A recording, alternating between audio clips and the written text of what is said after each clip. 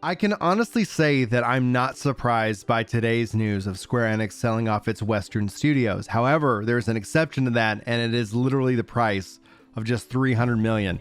Now, this is coming from Eurogamer. A lot of other sites are reporting on it. I'm going to include a link in the description and hopefully the pinned comment for you guys. So if you just want to go check out the article, we're actually going to dive into the details, talk about the 300 million, what they're buying, who is the Embracer Group, where do they come from, and what does this mean for the future of Square Enix? And if you guys haven't seen, Square Enix, the CEO, has really doubled down, tripled down on the concept of NFTs, on the concept of, obviously blockchain technology driving their video games. And that's essentially what this article then alludes to. So feel free to let me know your thoughts in the comments.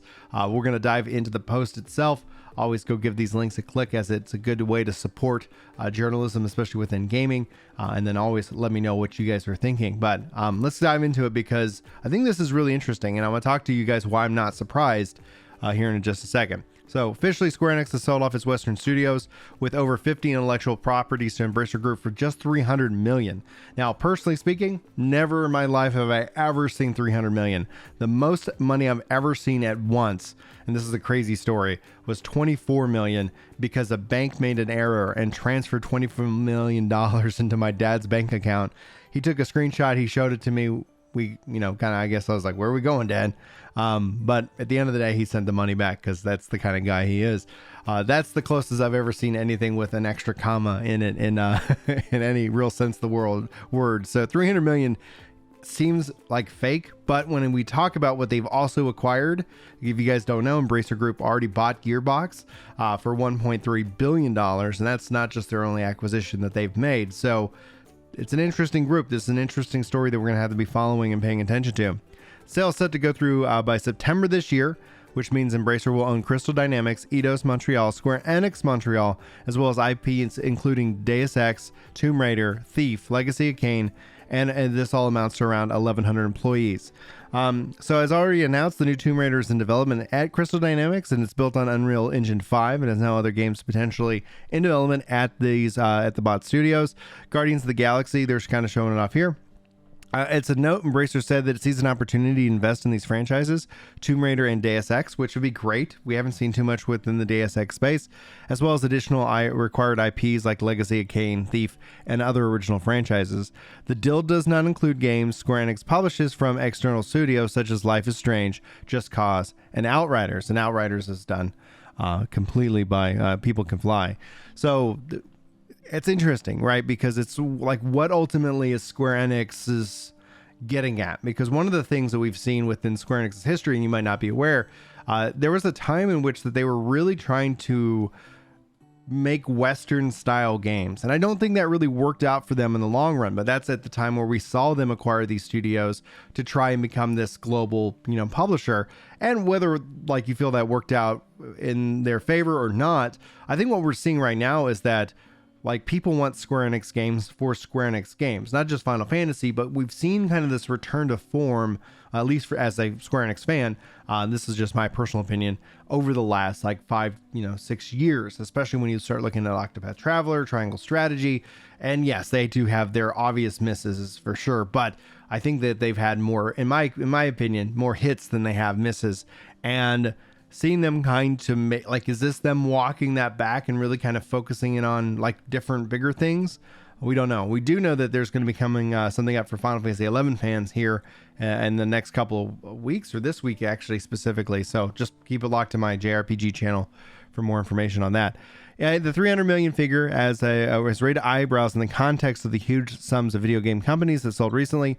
Sony bought, I don't understand why they're referencing this, because it doesn't really matter what Sony bought Bungie for, but 3.6 billion.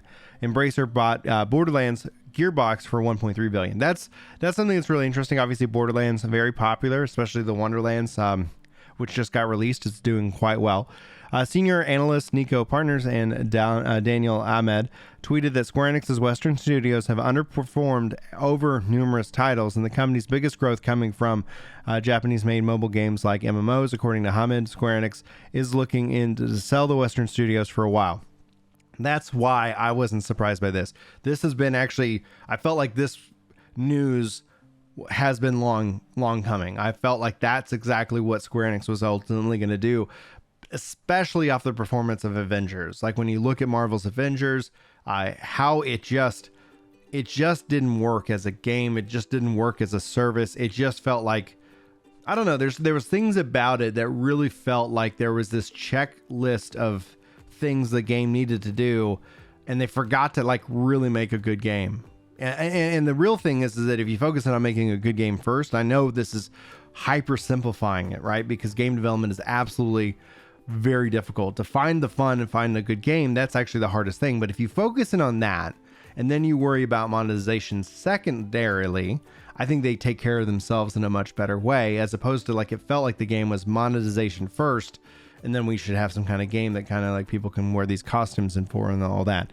I gave Avengers so much like opportunity, and there was just so many things that missed. And like bringing up Destiny again, one of the things I've said about Destiny, especially if you're gonna make a looter shooter or a looter brawler, like if you're gonna make that kind of style game, you have to do what Destiny does at a minimum. Otherwise, no matter what, people are just gonna return to where like they are. Destiny has cross-play, cross-save.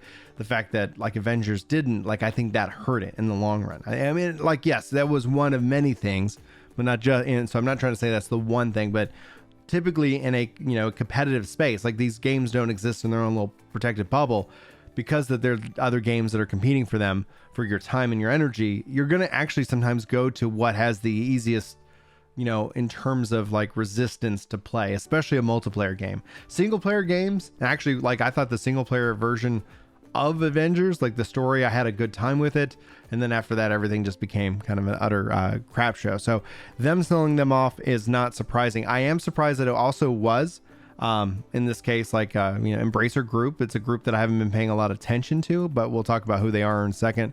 Anyway, senior partners, that we already covered that. February, Square Enix said that Eidos Montreal generally well received Guardians of the Galaxy, still had undershot expectations. While Crystal Dynamics' Marvel's Avengers game continues to receive updates, it's widely considered to have been a commercial disaster. Square Enix said that the Embracer enables the launch of new businesses by moving forward with investments in fields like blockchain, AI, and the cloud. And only at 300 million. So I have to think that this was the 300 million, yeah, they get that. That's cash. I think there was probably some massive costs that were going into these games and these franchises. They really were not seeing that turnaround, especially with the Avengers, or not Avengers, with the Guardians of the Galaxy.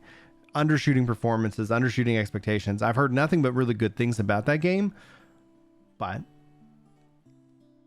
at the end of the day, like if it's not bringing in the money, especially, I wonder what that license for Disney and Marvel cost, right? Like when we start talking about the cost of it, maybe there was like, maybe this is like, yeah, 300, but it's taking 600 million or something of burden of cost for these licenses. I'm just making $600 million up. I'm just saying that the 300 million feels pretty low, especially for Tomb Raider. And that's why I'm really shocked that it wasn't Microsoft with this acquisition. We've seen Microsoft team up with them before with deals and timed exclusives of Tomb Raider as a way to kind of have a counterpoint to Uncharted.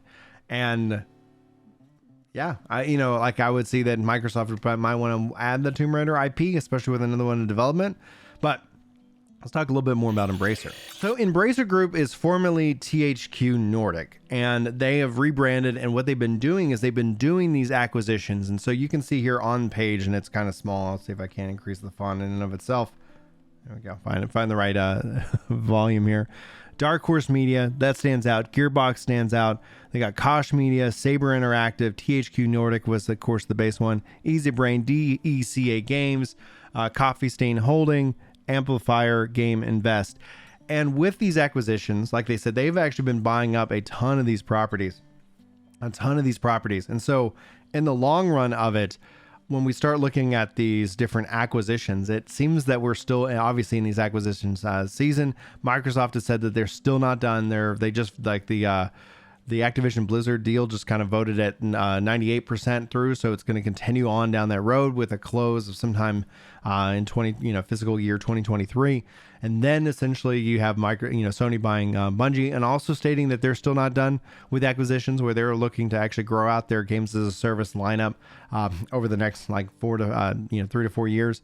And so I think this is just a part of that story that's going to continue on. Embracer Group, obviously there's still Tencent, a lot of Chinese investment and more. So it's going to be an interesting shifting landscape within gaming over the next, 10 years. And I think this is an interesting story, namely because of the price that Square Enix let them go for. And then I don't think 300 million gets them, what they're talking about with blockchain. I think they're just looking to offload that cost that was essentially eating at them, and really not necessarily bringing what people equate Square Enix to be. So hopefully Square Enix can hyper focus in on what they can do right, what's really exciting about it, and deliver great and amazing games. But we'll have to wait and see. So guys, let me know your thoughts. Hopefully you've enjoyed today's little news breaking post here. I'm sure there's going to be lots of crazy news to talk about this week. So keep it locked right here. If you guys haven't subscribed already, welcome. And if this is the video that gets you to do it, let me know, and I'll officially welcome you in the comments below. Thanks again for watching. Hopefully you have a wonderful day. Hopefully I'll see you in my next video. But until then, take care. Yeah. It's time to chill out on the couch and read some comments. That's right. You know me when it comes to Destiny. I'm off with a clan, and I'm glad you're feeling better. Oh yeah.